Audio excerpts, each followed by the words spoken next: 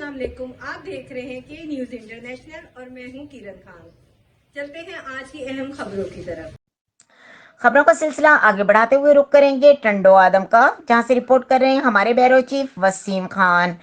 تقریب حلف برداری ضلع کونسل سانگڑ میں منعقد ہوئی. پاکستان پیپلز پارٹی کے سینیٹر ملک امام الدین شوقین کے گروپ کے کونسلر حاجی محمد انور عباس وارڈ نمبر 6 ٹنڈو آدم انجمن اتحاد عباسیہ پاکستان صوبہ سندھ کے فائنانس سیکرٹری نے گزشتہ روز کونسلر کے عہدے کا حلف لیا.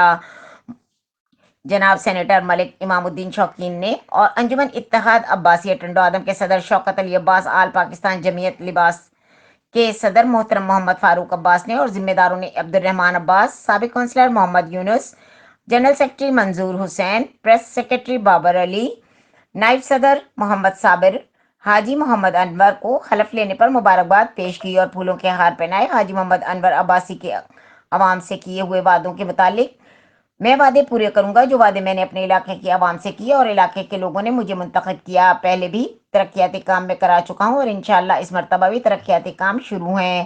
پاکستان کی سالمیت کے لیے اور پاکستان کے قومی اداروں کے لیے، بالخصوص پاک فوج کے لیے نیک خواہشات کا اظہار کیا. پاک فوج کے تمام شہیدوں کو سخت سلام. اللہ تعالیٰ سے دعا ہے کہ شہیدوں کے درجات بلند فرمائے، شہیدوں کو فیملی کو صبر جمیل عطا فرمائے.